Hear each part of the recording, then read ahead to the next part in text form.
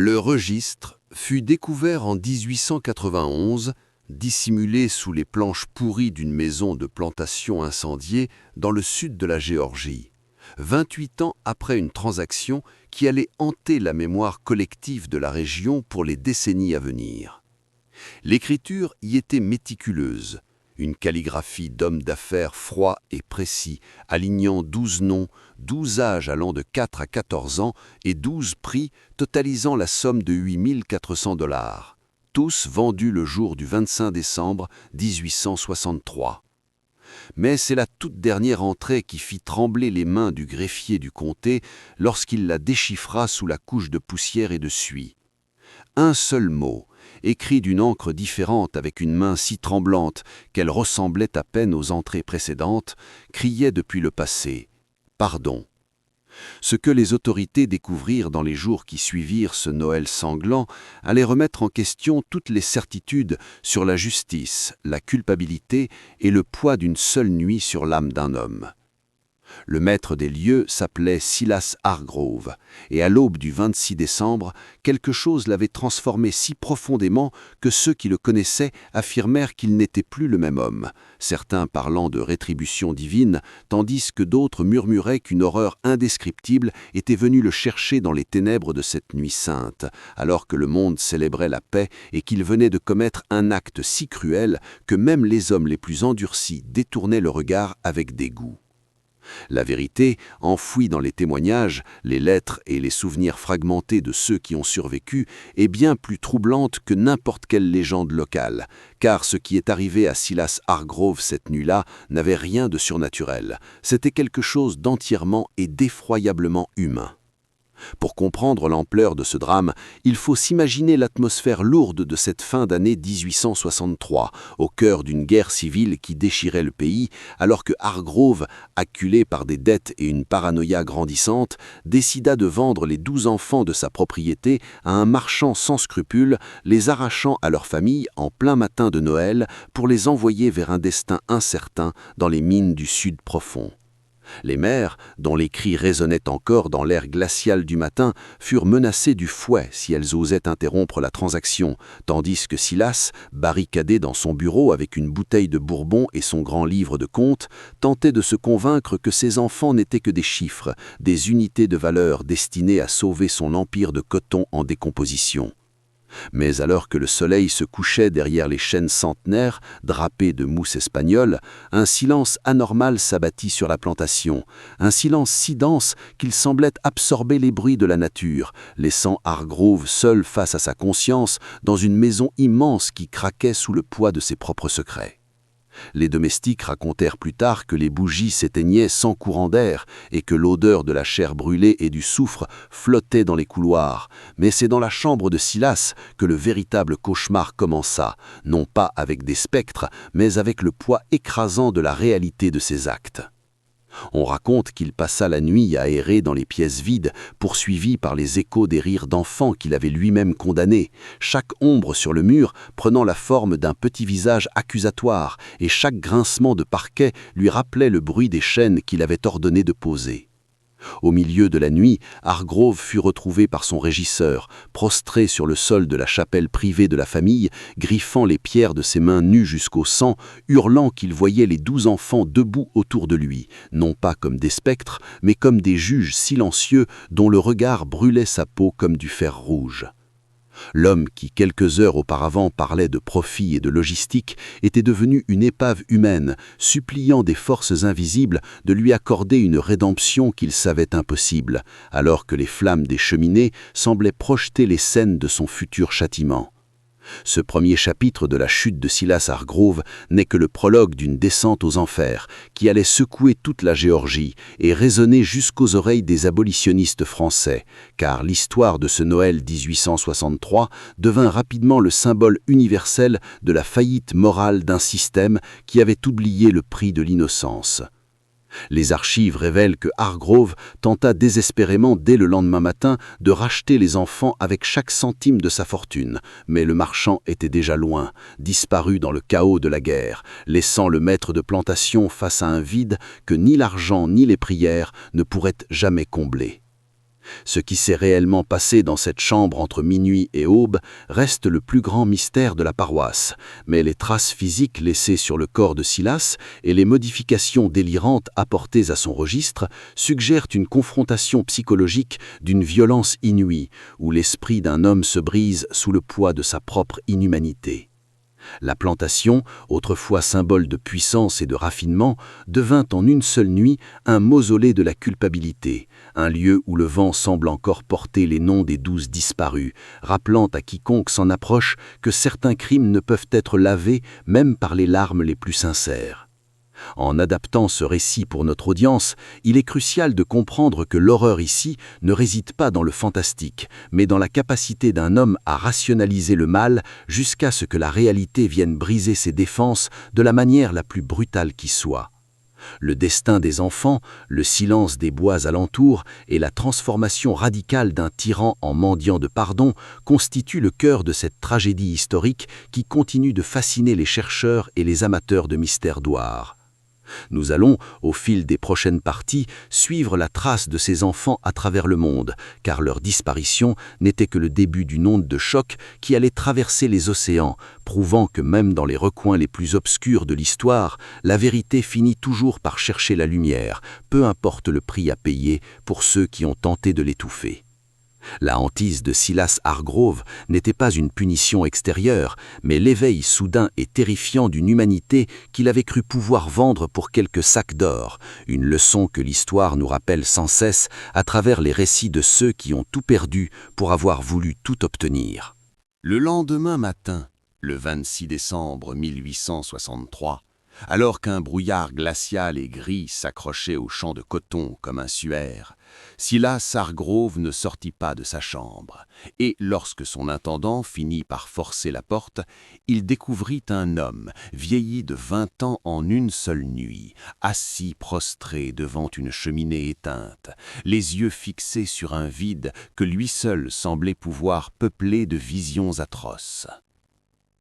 L'argent de la vente, ces 8 400 $ en billets de banque et en pièces d'or, était éparpillé sur le sol, piétiné et souillé, car Silas semblait désormais le considérer comme du métal brûlant, capable de consumer sa propre chair. Ce qui terrifia le personnel de la plantation, ce n'était pas seulement l'état physique de leur maître, dont les cheveux étaient devenus d'un blanc de craie, mais le fait qu'il refusait de parler, se contentant de pointer du doigt les coins sombres de la pièce en murmurant des excuses incohérentes à des destinataires invisibles.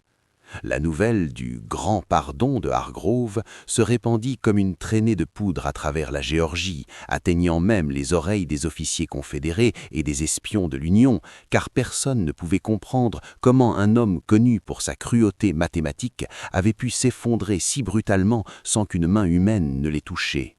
Le réseau de marchands d'esclaves, craignant que la folie de Silas ne compromette leurs affaires, tenta d'intervenir, mais chaque homme qui franchissait le seuil de la propriété ressortait avec une sensation de malaise indicible, affirmant que l'air y était plus lourd qu'ailleurs et que les rires d'enfants semblaient résonner dans les murs, même si les 12 petites victimes étaient déjà loin, enchaînées vers le sud.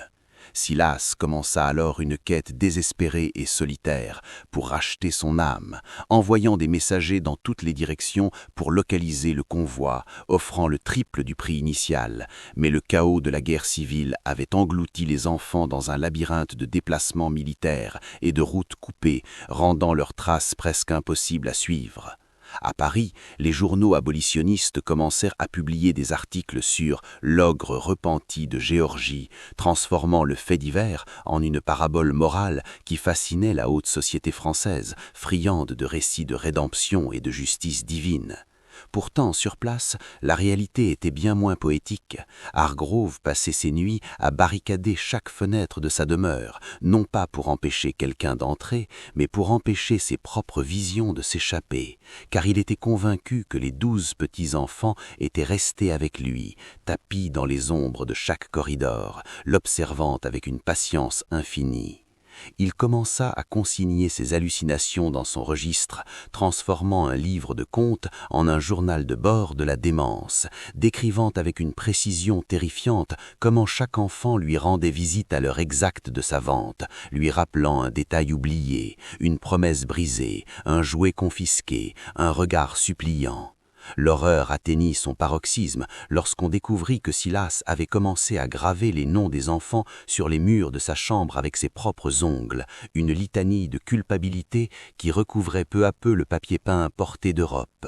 Son corps se délabrait à la même vitesse que sa maison. Il refusait de manger, affirmant que la nourriture avait le goût de la cendre et ne buvait que l'eau de pluie, craignant que le puits de la plantation ne soit empoisonné par les larmes des mères qu'il avait brisées. Le régisseur, homme pragmatique et brutal, finit par démissionner, incapable de supporter les hurlements nocturnes de son maître qui prétendait que les enfants tiraient sur ses vêtements pour l'entraîner vers la cave, là où il les avait enfermés avant la transaction. La plantation Hargrove devint un lieu maudit, évité par les voyageurs et les locaux, une enclave de silence au milieu du tumulte de la guerre, où le temps semblait s'être arrêté au moment précis où le dernier enfant avait franchi le portail. Les lettres que Silas écrivait à ses parents à Savane restèrent sans réponse, car sa propre famille, horrifiée par le scandale et la déchéance, préféra le laisser périr seul dans son mausolée de coton. Ce que Silas Hargrove affrontait, ce n'était pas une malédiction jetée par une sorcière des bayous, mais la manifestation physique de sa propre structure psychologique qui se retournait contre lui, chaque neurone de son cerveau devenant un instrument de torture pour le punir d'avoir transformé l'innocence en marchandise. L'image de ce Noël 1863 était gravée dans ses yeux comme une brûlure rétinienne, et peu importe où il regardait, il voyait le reflet de sa propre monstruosité dans le miroir de la chambre. La transformation de la plantation en un enfer personnel illustre parfaitement la chute d'une élite qui pensait pouvoir ignorer les lois fondamentales de l'humanité sans en payer le prix fort. Silas n'était pas un homme possédé par des démons extérieurs, il était possédé par les souvenirs de ses propres actes, ce qui est bien plus terrifiant, car il n'existait aucun exorcisme pour le libérer de lui-même. Sa fortune, accumulée par la souffrance, ne servait désormais qu'à financer son propre tourment, prouvant que la justice, même tardive, trouve toujours un chemin pour frapper là où cela fait le plus mal, au cœur de la conscience. Dans cette deuxième partie de notre enquête, nous voyons comment le silence peut devenir une arme de destruction massive et comment un seul mot griffonné dans un registre peut devenir le cri de guerre d'une vérité qui refuse d'être enterrée. Le voyage de Silas Hargrove vers l'abîme ne faisait que commencer, et les 12 petits-enfants, bien que physiquement absents, allaient devenir les architectes d'une vengeance si subtile et si profonde qu'elle marquerait l'histoire de la Géorgie à tout jamais. Le monde extérieur pouvait bien s'effondrer sous les canons de la guerre. Pour Silas, la seule bataille qui comptait se déroulait entre les 4 murs de sa chambre, où 12 petits spectres attendaient patiemment qu'il rende enfin des comptes pour l'éternité. Au début de l'année 1864, alors que les flammes de la guerre léchaient les pontières de la Géorgie, la propriété de Silas Hargrove était devenue une île de cauchemar, où la logique humaine n'avait plus cours, transformée en un laboratoire de la folie, où le maître déchu tentait de cartographier l'invisible. Silas, convaincu que les 12 enfants n'étaient pas de simples souvenirs, mais d'entités fragmentées de sa propre psyché, commença à transformer les pièces de sa demeure en sanctuaires macabres, disposant des jouets brisés, des vêtements d'enfants et des assiettes vides sur des tables dressées pour un banquet de spectres. À Lyon, un célèbre aliéniste français, le docteur Étienne Villard, reçut par une voie détournée des copies des pages du registre de Hargrove et fut si fasciné par la description de cette contagion obsessionnelle qu'il commença à correspondre avec les rares médecins locaux encore présents, ignorant que le mal dont souffrait Silas était bien plus profond qu'une simple névrose de guerre. Hargrove ne se contentait plus de graver des noms. Il avait commencé à dessiner des cartes complexes sur les parquets de chêne, prétendant qu'elles indiquaient l'emplacement exact de chaque enfant vendu, une géographie du remords qui s'étendait bien au-delà des limites de l'État. Chaque fois qu'une patrouille de l'armée confédérée passait à proximité, les soldats rapportaient avoir entendu des sons de flûte et des chants enfantins s'élever de la maison, alors que Silas était le seul occupant vivant, errant nu-pieds dans les cendres froides de ses cheminées.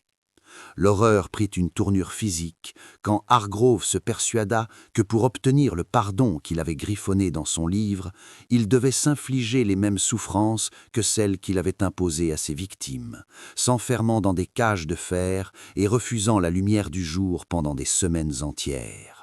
Le réseau de marchands d'esclaves, dirigé par l'infâme Garrett, revint à la plantation pour réclamer des comptes. Mais ils trouvèrent un homme qui ne reconnaissait plus la valeur de l'or, un homme qui leur jeta leurs pièces au visage en hurlant que le métal était imprégné du sang des innocents.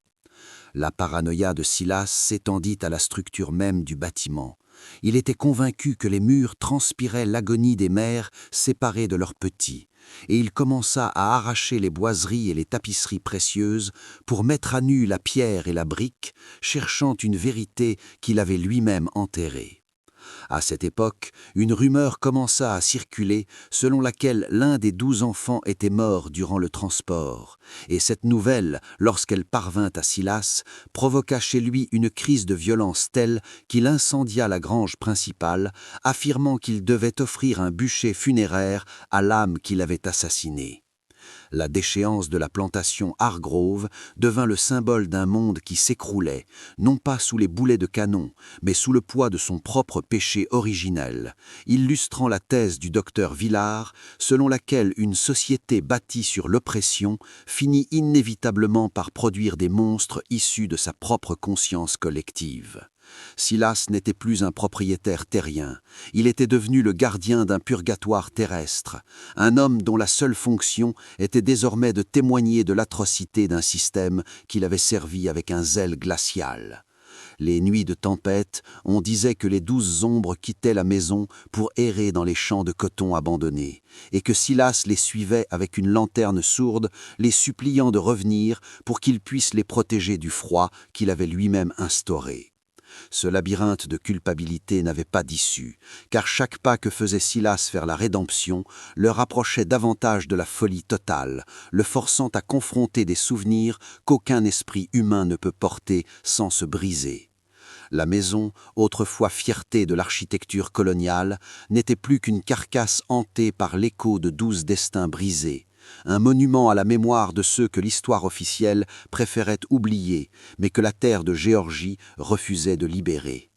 Dans cette troisième partie, l'aliénation de Hargrove atteint son point de non-retour, montrant que le véritable châtiment n'est pas la mort, mais la survie dans un monde où chaque objet, chaque son et chaque ombre crient la vérité d'un crime impardonnable. Silas était devenu l'esclave de ses propres victimes, prisonnier d'une nuit de Noël qui refusait de finir, condamné à revivre chaque seconde de sa trahison jusqu'à ce que son âme soit aussi vide que les berceaux qu'il avait fait vider pour quelques poignées de dollars. Au printemps 1864, alors que les troupes du général Sherman commençaient leur marche dévastatrice vers la mer, la plantation de Silas Hargrove n'était plus qu'un squelette de pierre et de bois calciné, un lieu où la réalité semblait s'être distordue sous la chaleur d'une culpabilité incandescente. Hargrove, désormais totalement coupé du monde, avait transformé ce qui restait de sa demeure en un monument de dévotion macabre, passant ses journées à sculpter dans l'argile des visages enfantins qu'il disposait le long du chemin menant à la porte principale, créant une haie d'honneur silencieuse et terrifiante pour accueillir les spectres de ses victimes. À Paris, le docteur Villard, ayant reçu de nouvelles lettres désespérées de l'intendant démissionnaire, commença à théoriser sur le concept de hantise par résonance, suggérant que le crime de Silas avait créé une faille dans la psyché collective de la région, transformant chaque habitant en un témoin involontaire de sa déchéance. Les soldats de l'Union, qui occupèrent brièvement les terres environnantes, rapportèrent dans leurs journaux de bord des phénomènes inexplicables, des boussoles qui s'affolaient à proximité du manoir et une sensation de froid intense même sous le soleil de plomb de Géorgie, comme si la terre elle-même refusait de réchauffer l'homme qui avait vendu l'innocence pour de l'or. Silas, dont la peau était devenue aussi parcheminée que son registre, ne fuyait pas l'ennemi. Au contraire, il accueillit les officiers nordistes avec une sérénité déconcertante, leur offrant ses dernières bouteilles de vin tout en les suppliant de l'arrêter pour un crime que la loi militaire ne reconnaissait pas encore. Cette quête de punition devint son unique moteur, le poussant à confesser ses actes à quiconque croisait son chemin, mais ses récits étaient si empreints d'horreur et de détails surnaturels que la plupart des auditeurs le prenaient pour un fou de guerre, ignorant que sous la démence se cachait une vérité historique irréfutable. L'un des officiers, le capitaine Langlois, d'origine française, fut le seul à prendre au sérieux les divagations de Hargrove, notant la précision des noms et des dates dans le registre sanglant, et il commença une enquête discrète pour retrouver la trace du marchand Garrett. Ce qu'il découvrit fut une machine de guerre économique où les enfants étaient utilisés comme monnaie d'échange entre les lignes, prouvant que le péché de Silas n'était que le reflet d'une corruption bien plus vaste qui rongeait les deux camps. Pendant ce temps, Silas s'enfonçait dans une forme de mimétisme tragique, commençant à porter les haillons qu'il imposait autrefois à ses esclaves et dormant sur le sol nu, cherchant dans la dégradation physique une forme d'expiation pour ses richesses passées. Il était convaincu que les 12 enfants étaient devenus les piliers invisibles de sa maison et que s'il la quittait, le toit s'effondrerait sur lui, le condamnant à une mort sans sépulture. Cette phase de son agonie fut marquée par une série d'incendies mystérieux qui ravagèrent les champs de coton restants, des feux que Silas prétendait avoir été allumés par des mains d'enfants pour purifier la terre de son influence maléfique. À la fin de l'été, la plantation n'était plus qu'un labyrinthe de décombres fumants où Silas errait comme un fantôme parmi les fantômes, sa voix n'étant plus qu'un sifflement rauque, répétant inlassablement le mot « pardon » au rythme de ses pas hésitants. La transformation de ce tyran en martyr de sa propre conscience illustre la puissance destructrice du remords lorsqu'il n'est plus contenu par les structures sociales, révélant la fragilité des hommes qui croient pouvoir dominer leurs semblables sans en être eux-mêmes transformés. Le capitaine Langlois, avant de devoir reprendre sa marche, laissa un message à sa famille à Nantes, décrivant la plantation Hargrove comme le lieu le plus proche de l'enfer qu'un homme puisse visiter de son vivant. Un témoignage qui allait plus tard nourrir les légendes urbaines sur les malédictions du Sud. Silas Hargrove était désormais seul avec ses 12 juges, alors que les canons de la guerre tonnaient au loin, annonçant la fin d'un monde qu'il avait contribué à construire et qui, dans un dernier geste de justice poétique, l'avait abandonné à ses propres démons. L'horreur n'était plus dans l'acte de vente, mais dans la survie après l'acte, dans cette éternité de secondes où l'on réalise que l'on a perdu son humanité pour un profit qui s'est évaporé avec la fumée des combats. Silas Hargrove était devenu le monument vivant d'une époque révolue, une relique de haine et de regret qui refusait de mourir avant d'avoir vu le retour, même symbolique, de ceux qui l'avaient trahi ce jour de Noël maudit. À l'approche de l'hiver 1864, la Géorgie n'était plus qu'un champ de cendres sous les bottes de l'armée de l'Union. Mais pour Silas Hargrove, le temps s'était figé définitivement dans cette nuit de Noël maudite, transformant son existence en une agonie circulaire où chaque seconde était une sentence. Il ne restait presque rien du manoir, si ce n'est la carcasse calcinée de la bibliothèque et la chambre de Silas, qu'il avait transformée en une sorte de cellule monastique tapissée des pages arrachées de son propre registre de vente. À Paris, le docteur Villard publia ses conclusions préliminaires sous le titre « L'auto-exorcisme de la Géorgie », décrivant Hargrove non pas comme un criminel, mais comme le premier spécimen d'une nouvelle pathologie où l'esprit humain, incapable de supporter l'atrocité de ses propres actes, crée une prison sensorielle dont il est à la fois le geôlier et le captif. Silas ne dormait plus, ou du moins ses yeux ne se fermaient jamais, car il craignait que le sommeil ne soit qu'un portail encore plus direct vers les visages des 12 enfants qu'il avait vendus.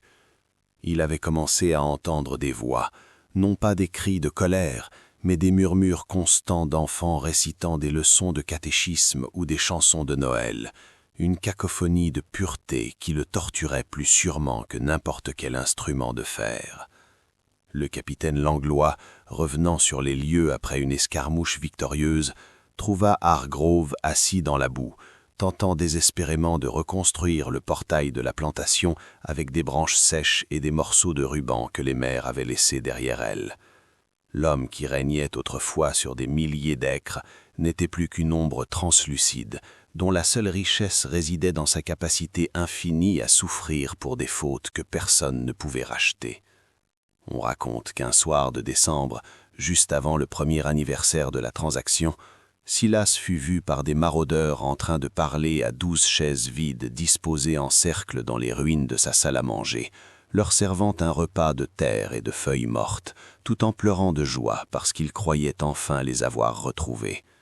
Cette dévotion démente était sa seule forme de survie, une tentative pathétique de réécrire l'histoire, en restant dans les lieux mêmes de son infamie jusqu'à ce que la terre elle-même absorbe sa culpabilité. Les autorités de l'Union, bien que pragmatiques, décidèrent de ne pas l'évacuer, jugeant que sa folie était une punition plus exemplaire que n'importe quel procès pour trahison ou crime de guerre. Hargrove commença alors à graver sur sa propre peau, avec un morceau de verre, les noms qu'il avait autrefois écrits à l'encre, voulant que son corps devienne le parchemin vivant de sa rédemption sanglante. La maison semblait respirer avec lui, les derniers murs encore debout vibrant au son de ses gémissements, créant une atmosphère si oppressante que même les charognards évitaient les débris de la propriété. Silas était devenu le symbole vivant de la chute d'une civilisation fondée sur le déni de l'autre, prouvant que lorsque les chaînes physiques sont brisées par la guerre, les chaînes morales, elles, se resserrent jusqu'à l'asphyxie. À cette période, il commença à affirmer que les enfants n'étaient plus dans les mines du Sud, mais qu'ils étaient revenus dans les murs, qu'ils jouaient dans les combles, et que leurs petits pas étaient le seul rythme qui maintenait son cœur en vie. Cette hallucination finale lui apporta une paix terrible, une sérénité de condamné qui attend le bourreau avec impatience, transformant ses derniers jours en une attente mystique du retour du 25 décembre. Le monde extérieur, avec ses batailles de Nashville et de Savannah, n'existait plus pour lui. Seul comptait le cercle de chaises et le silence de la nuit qui s'épaississait. Langlois, dans son dernier rapport avant d'être muté, écrivit que Hargrove n'était plus un homme, mais une excroissance de la conscience humaine, une plaie ouverte qui refusait de cicatriser tant que le dernier centime de sa fortune n'aurait pas été rendu à la poussière. La plantation Hargrove était devenue le point zéro d'une dévastation spirituelle, un lieu où la justice poétique avait remplacé la loi des hommes, laissant Silas face à l'immensité de son vide intérieur. Chaque ombre sur le sol, chaque craquement de bois était pour lui preuve que le processus de pardon était en marche, un processus qui exigeait la destruction totale de tout ce qu'il avait été pour laisser place à ce qu'il aurait dû être. Sa chute n'était pas un accident de l'histoire, mais une nécessité métaphysique, la preuve que même dans les recoins les plus sombres de l'humanité, l'étincelle de la justice peut embraser toute une vie pour purifier le passé. Le matin du 25 décembre 1864, un an jour pour jour après la transaction infâme, le silence qui enveloppait la plantation Hargrove devint absolu, une chape de plomb que même le sifflement du vent d'hiver ne parvenait plus à percer. Lorsque le capitaine Langlois, poussé par un pressentiment sombre, revint sur les lieux avec une petite escorte, il ne trouva aucune trace de lutte, aucun cri, seulement les restes d'un homme qui semblait s'être évaporé dans sa propre quête de rédemption. Silas Hargrove fut découvert prostré devant le cercle des 12 chaises vides, son corps froid encore figé dans une posture de supplication, tenant contre son cœur le registre ouvert à la dernière page où le mot « pardon » semblait briller d'un éclat nouveau sous le givre. À Paris, le docteur Villard, en recevant le rapport final, conclut que Silas n'était pas mort de faim ou de froid, mais d'une rupture totale de l'esprit, une défaillance cardiaque provoquée par l'incapacité de son enveloppe physique à contenir l'immensité de son remords. L'horreur finale de cette histoire ne résidait pas dans le cadavre de Silas, mais dans ce que Langlois découvrit en fouillant les décombres de la bibliothèque, une liasse de lettres non envoyées, adressées à chacun des 12 enfants, où Hargrove décrivait avec une lucidité terrifiante comment il les voyait grandir dans ses visions, menant des vies de souffrance dont il se sentait chaque seconde responsable. La justice, cependant, prit une tournure inattendue lorsque les archives de l'Union révélèrent que 10 des 12 enfants avaient été libérés par une colonne de cavalerie fédérale quelques mois plus tôt, ignorant totalement que leur ancien maître mourait de culpabilité pour leur perte. Cette ironie tragique souligne la futilité du tourment de Silas. Il s'était damné pour un acte dont les conséquences avaient été balayées par le chaos de la guerre, restant seul prisonnier d'un crime que le monde avait déjà commencé à oublier. La plantation fut définitivement rasée par les autorités pour effacer ce foyer de folie, mais la légende de l'homme qui vendit son âme un soir de Noël survécut dans les veillées de Georgie, transmise comme un avertissement contre l'orgueil et la déshumanisation. Les descendants des enfants libérés, dont certains s'installèrent plus tard en Europe, portaient en eux cette histoire comme un secret de famille, une cicatrice invisible reliant leur liberté présente à l'enfer personnel de l'homme qui les avait trahis. Le registre de Hargrove, récupéré par Langlois, finit par rejoindre les archives nationales, devenant une pièce à conviction silencieuse contre un système qui permettait de transformer les êtres humains en chiffres avant de réaliser trop tard qu'ils étaient le miroir de notre propre humanité. Silas Hargrove ne laissa derrière lui ni héritier, ni fortune, seulement un nom synonyme de déchéance, et cette interrogation qui hante encore les historiens. Les 12 spectres étaient-ils des hallucinations nées d'un cerveau brisé ou la manifestation d'une justice supérieure capable de forcer un monstre à voir ses victimes comme ses semblables? La fin de cette saga n'est pas une libération, mais un rappel que certains actes laissent des traces indélébiles dans la trame même du temps, et que le véritable enfer n'est pas un lieu souterrain, mais la confrontation éternelle avec le reflet de ses propres péchés. En 1891, lors de la découverte officielle du registre sous les planches, le monde avait changé, mais l'émotion restait la même devant ce mot unique, « pardon », qui clôturait une vie de haine par un aveu d'impuissance totale. L'histoire de Silas Hargrove s'achève ainsi dans le silence des cendres, nous laissant face à la fragilité de la morale et à la puissance d'une conscience qui, bien que tardivement, a fini par exiger un prix que même l'or le plus pur ne pouvait payer. Les 12 enfants de ce Noël 1863 sont devenus les architectes involontaires de la chute d'un empire, prouvant que même dans les ténèbres les plus denses de l'oppression, la lumière de la vérité finit toujours par consumer ceux qui tentent de l'étouffer. La plantation n'est plus qu'un champ sauvage, où les chênes ont repris leurs droits. Mais pour ceux qui connaissent le récit, chaque frémissement de feuilles semble encore porter l'écho d'un pardon désespéré, flottant sur une terre qui n'oubliera jamais le prix du sang versé par avarice. Silas Hargrove est parti sans avoir reçu la réponse qu'il attendait, emporté par la marée de l'histoire, laissant derrière lui une leçon universelle sur la responsabilité et la rédemption, un testament écrit dans la douleur pour que plus jamais l'innocence ne soit mise à prix.